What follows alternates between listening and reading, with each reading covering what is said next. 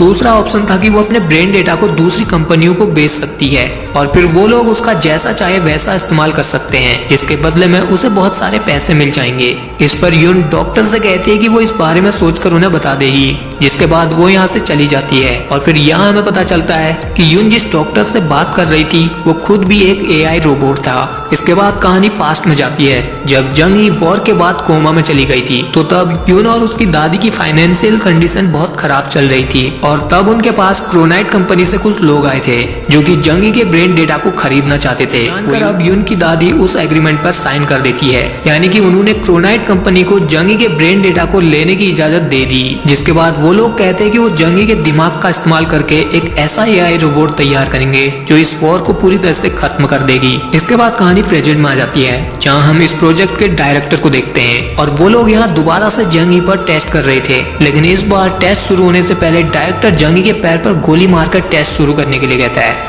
जिसके बाद वो लोग जंगी के पैर पर गोली मार देते हैं और अपने टेस्ट को शुरू कर देते हैं। जहां अब जंगी के पैर में गोली लगने की वजह से वो चल नहीं पा रही थी, लेकिन फिर भी वो यहाँ उन रोबोट्स के साथ लड़ती है। लेकिन जब वो थक जाती है तो एक रोबोट उसे मारने वाला होता है। तो इस बार जंगी के दिमाग का एक हिस्सा अनलॉक हो जाता है, जो देखकर डायरेक्टर बहुत खुश होता है क्योंकि इससे उन्हें बहुत मदद मिल सकती थी। अब इसके अगले दिन डायरेक्टर को पता चलता है कि लैब में प्रेसिडेंट आए हैं, तो वो यून को लेकर उनसे मिलने के लिए जाता है ताकि वो उन्हें अपने इस जंगी प्रोजेक्ट की अपडेट दे सके। लेकिन जैसे ही वो यहाँ प्रेसिडेंट के रूम में पहुंचता है तो वो फ्रीज हो जाता है और तब हमें पता चलता है कि ये भी एक एआई रोबोट है, जो बात इसे भी खुद पता नहीं थी और इसको खुद प्रेसिडेंट ने अपने दिमाग के डेटा का इस्तेमाल करके बनाया था। उन्हें लगा था कि वो इस पर अपने दिमाग का डेटा डालकर अमर हो जाएंगे, लेकिन ये सिर्फ उनका एक क्लोन बन के रह गया।